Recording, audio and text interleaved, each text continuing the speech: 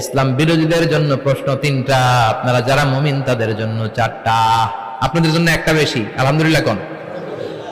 কবরে এসে প্রথম প্রশ্ন করবে মুনকার নাকির যখন চলে আসবে, 40 কদম যখন আত্মীয় স্বজনরা লাশটাকে কবরের মধ্যে দিয়ে 40 কদম চলে যায়, তখনই ফেরেশতা চলে আসে। আহা, শেষ, সব শেষ। এসেই পরীক্ষা শুরু। মার রব্বুক, তোর রবের নাম কি?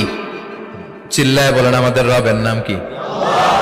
আমরা বলবো রব্বি আল্লাহ, আল্লাহ আমারে রব।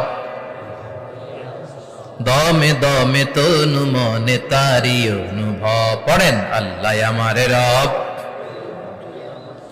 তোমার দুনিয়াতে আমি যেদিকে তাকাই, অথই নিয়ামতে ডুবে আছি সবাই।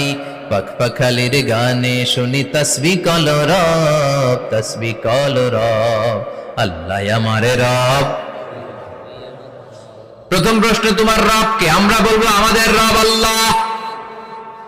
দ্বিতীয় প্রশ্ন, ওমা দীনুক, তোমার ধর্মের নাম কি? আমরা কি বলবো? তৃতীয় প্রশ্ন, বিশ্বনবীর চেহারা দেখিয়ে বলা হবে আতারিফু হাদার রাজুল, এই লোকটারে চিনো নাকি? আমরা বলবো চিনি, আমাদের প্রাণের নবী, ঠিক কি না?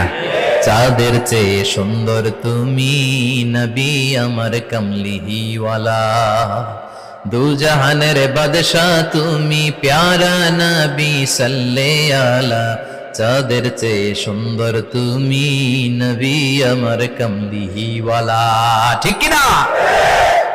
3টা প্রশ্নের যথাযথ উত্তর যখন দিয়ে দিলেন, আপনার জন্য অতিরিক্ত আরেকটা প্রশ্ন করা হবে, ওয়ামা ইলমুক, তোমার নলেজ কি?